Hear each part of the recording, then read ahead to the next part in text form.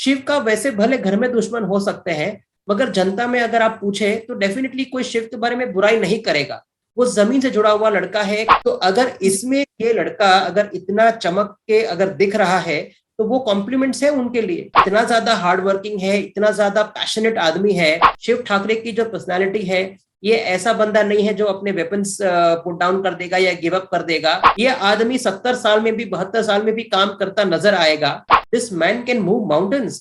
Nothing is impossible for Shiv Thackeray. Shiv Thackeray जो कुछ करेगा, जो कुछ भी करेगा, दिल से करेगा। तो जी आज हमारे साथ है astro numerologist Bhavik Sanghvi sir, जिन्होंने बॉलीवुड के बड़े बड़े सितारे, मैं आपको नाम बता दूं, कार्तिक आर्यन, वरुण धवन, संजय लीला भंसाली, टाइगर श्रॉफ, दिशा पाटनी, विवेक अग्निहोत्री, सोनू सूद, कृति सेनन और सारा अली खान। जी आइए मैं कुछ चंद नाम आपको बता रही हूँ जिनका भविष्य इन्होंने बताया है। वैसे इन्होंने पूरा बॉलीवुड कवर कर रखा है और आज हम इनसे जानेंगे बिग बॉस सीजन 16 के कंटेस्टेंट्स का भविष्य, के विनर की लिस्ट में है कौन कौन लोग या कौन कौन फिनाले तक जाएंगे। तो सर सबसे पहले तो स्वागत है आपका बॉलीवुड स्पाई में। उसके बाद हम बढ़ते हैं आगे शिव की तरफ।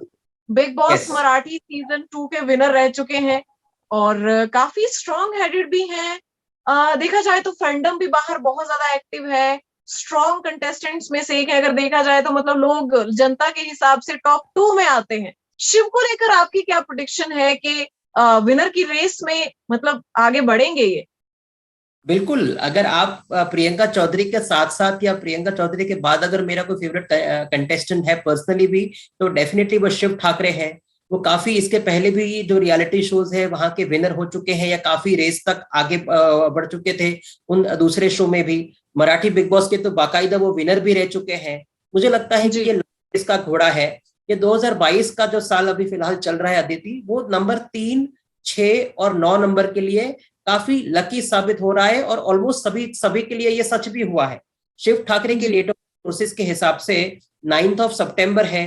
कैन यू बिलीव वो अक्षय कुमार के साथ वो अपनी बर्थडे शेयर कर रहे हैं। तो इतना ज्यादा हार्ड वर्किंग है, इतना ज्यादा पैशनेट आदमी है।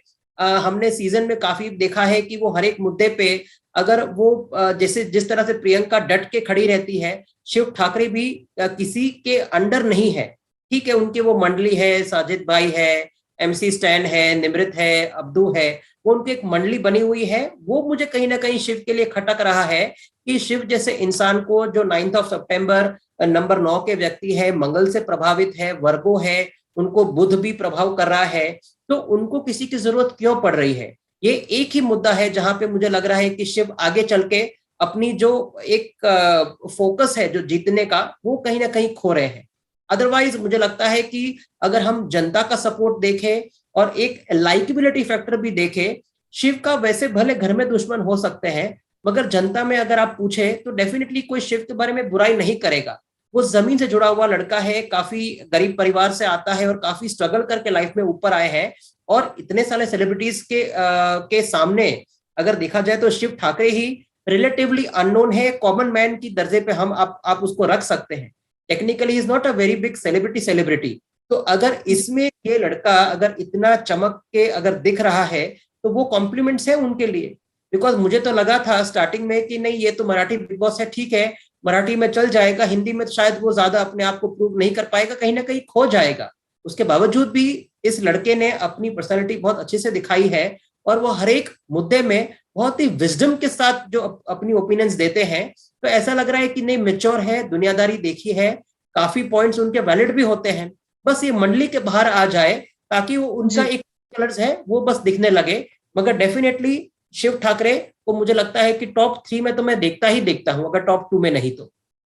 जी बिग बॉस की अगर गेम के हिसाब से जाएं तो उन्होंने औरों के लिए एक किस्म से अपने आप को घर में खत्म कर दिया है, ये चीज नजर आ रही है।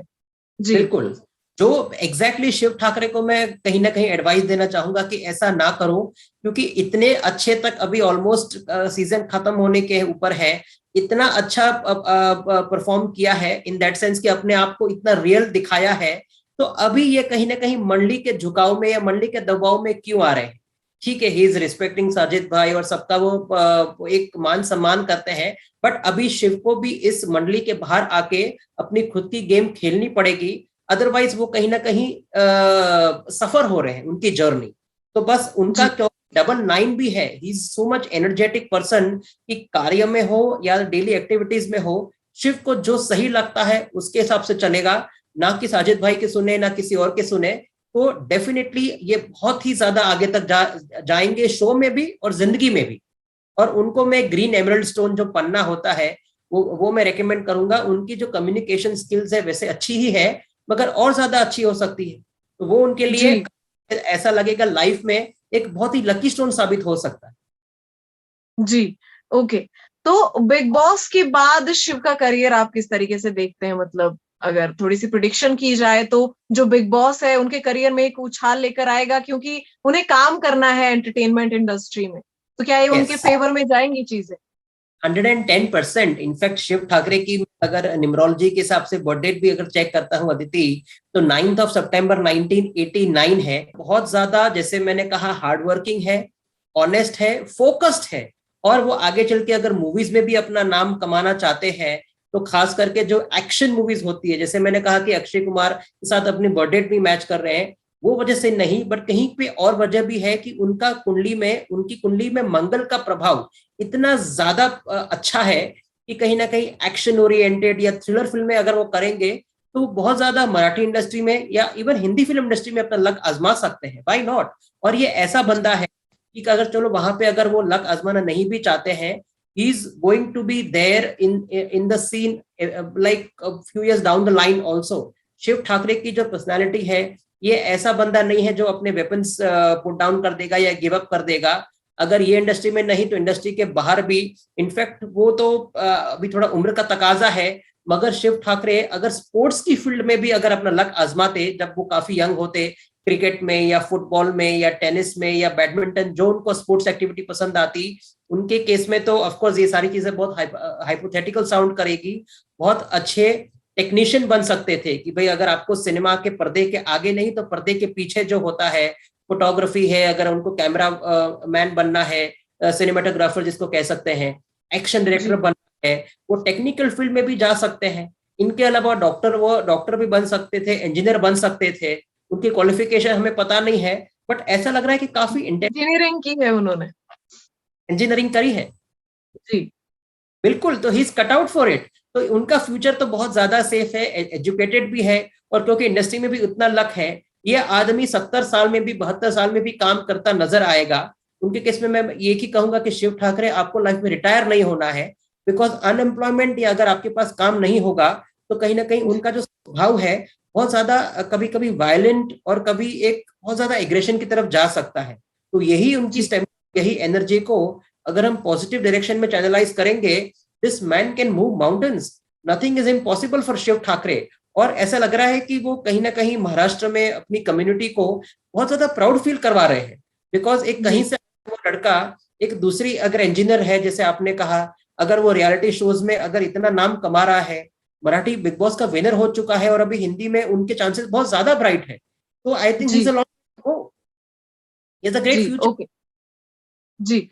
खतरों के खिलाड़ी एक जो बिग बॉस के बाद ही शो शुरू होता है, उसके लिए भी शिव ठाकरे का नाम आ रहा है, कहा जा रहा है कि टीम से बातचीत चल रही है, तो वो शो उनके फेवर में जाने वाला है, उनके लिए सही रहेगा उस शो में जाना? आई कैन क्लेम 110% कि अगले खतरों के खिलाड़ी के सीजन में शिव ठाकरे दिखेंगे ही दिखेंगे। मैंने अभी अभी आपको किया कि अक्षय कुमार जैसी उनकी कुंडली रिफ्लेक्ट हो रही है। मैंने एक्शन डायरेक्टर को कहा तो वो खुद ही अच्छा एक्शन या थ्रिलर कर सकते हैं।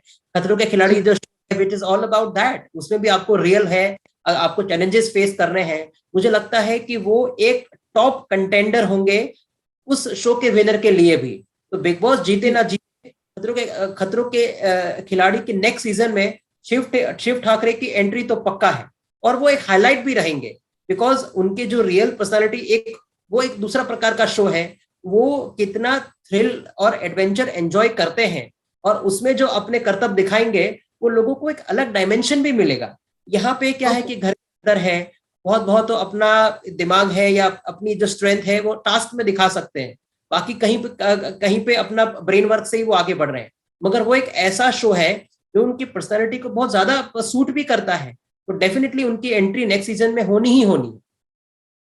ओके, कोरियोग्राफर भी है वो, और काफी अच्छा डांस करते हैं, तो मतलब इस फील्ड में भी क्या सितारे उनके चमक रहे हैं? बिल्कुल, I will not be shocked और सरप्राइज कि इस लड़के को, इस आदमी को नेक्स्ट शो अगर नच बलिए हो या तो फिर झलक दिखला जा हो, वो शोज भी अगर जी। Offer, I am not shocked और सरप्राइज। और हर एक लेवल पे, हर एक शो में वो चांद, वो चार चांद लगा देंगे।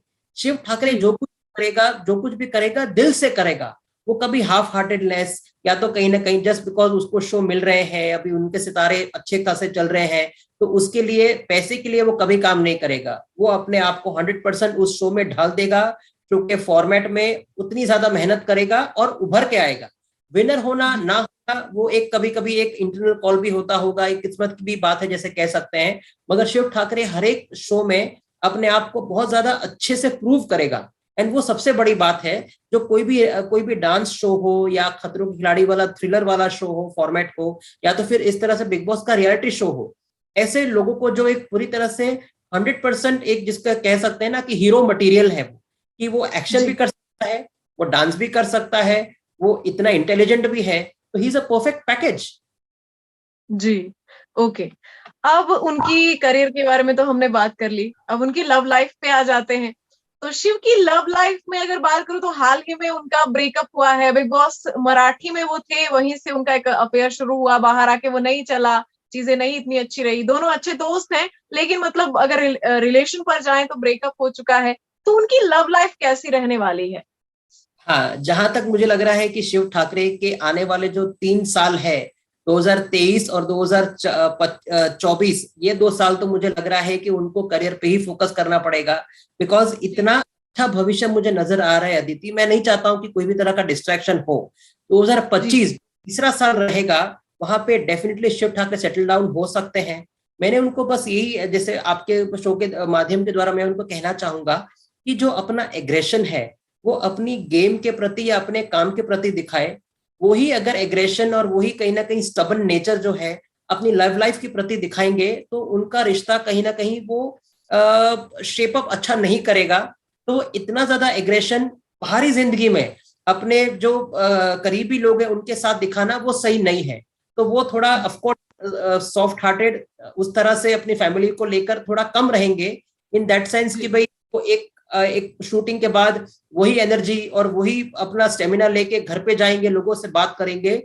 वो उनको डिटैच होना पड़ेगा कि भाई वो मेरा काम है और ये मेरी आपसी जिंदगी है, तो उनको प्रॉब्लम नहीं आएगी। अदरवाइज वो, मैं चाहता हूँ कि वो 2-3 साल कम से कम अपने करियर पे फोकस करें, and then he can get married. मगर अभी आने वाले 2 साल तक कम से कम मुझे डिस्ट्रैक्शन नहीं चाहिए। वो शादी करेंगे, अच्छी खासी उनकी शादी टिकेगी भी, मगर आई वॉन्ट कि राइट नाउ कोई भी गर्लफ्रेंड या कोई प्रवेश ना हो, तो ही उनके लिए बेहतर रहेगा।